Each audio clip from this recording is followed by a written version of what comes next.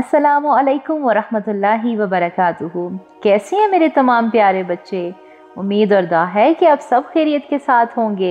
तो प्यारे बच्चों, आज आपकी बिन्नत हालात को जो कहानी सुनाने लगी हैं वो क्या है? ये एक कहानी बहुत पुरानी कहानी है। एक दफ़ा का जिक्र है कि किसी जंगल में 4 गाय रहा करती थीं। वो हमेशा साथ रहती थीं, साथ चरती थीं, साथ खाती पीती थीं और ख़तरे में हर एक का बहुत ख्याल रखती थीं। अगर कभी किसी को किसी मुश्किल में देखती तो खुद इसकी मदद के लिए आगे आ जाती। इन चारों गायों का आपस के इत्तेहाद का ये हाल था कि कभी शेरों और चीतों को भी इन पर हमला करने की, इन्हें खा जाने की जुर्रत ना होती थी।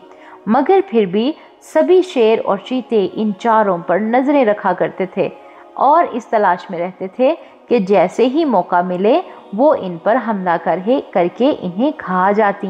लेकिन इनमें एक शेर ने ख़ास तौर से इनकी निगरानी शुरू कर दी और इन्हें अपनी नज़रों से ओझल नहीं होने देता था।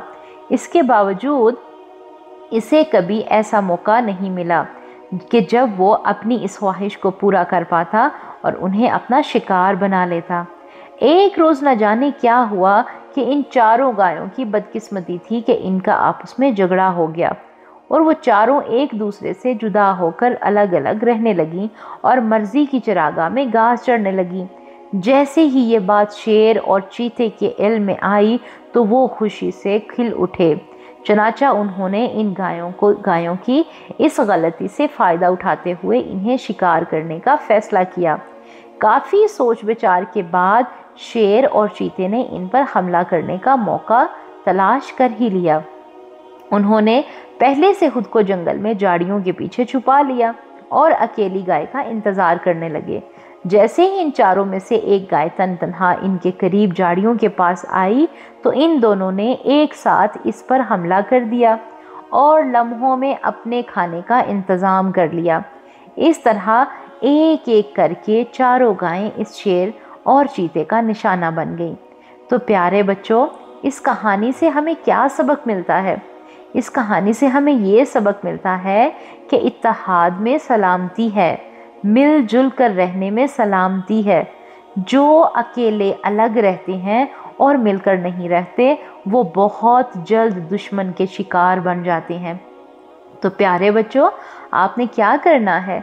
आप जब भी घर में होते हैं तो आपने अपने घर वालों को टाइम देना है, अपनी मम्मा को पापा को टाइम देना है और मोबाइल लेके कोने में नहीं बैठ जाना, बल्कि जब भी आप मोबाइल पकड़ो या अपनी स्टडी कर रहे हो या आप कुछ अच्छा उसमें देख रहे हो जिससे आपको लेसन मिल रहा है तो साथ में अपने बहन भाइयों को भी शामिल रखना है, उनके साथ दोस्ती रखनी है, क्योंकि यही वो लोग हैं जो मुश्किल वक्त में आपके साथ खड़े होंगे। इसलिए इत्तेहाद को कायम रखना है और मिलजुल कर रहना है। तो प्यारे बच्चों, आपने इस पर गौर व फिक्र करना है। अगर आप ज़्यादा तन्हा रहना पसंद करते हैं तो आज से कोशिश करनी है कि अपनी इस हैबिट को तब्दील करना है, चेंज करना है। ठीक है, अकेला नहीं खेलना बल्कि बहन भाइयों के साथ मिलके खेलना है और उनको टाइम देना है। क्योंकि आप अच्छे बच्चे हैं, प्यारे बच्चे हैं और सबसे बढ़ के उम्मत मुस्लिमा के बच्चे हैं। तो अपना बहुत ख्याल रखिएगा। इंशाल्लाह अगली कहानी में मिलेंगे। तब तक के लिए अल्लाह हाफिज़। अस्सलामु अलैकुम वरहमतुल्लाहि वबरकातुहू।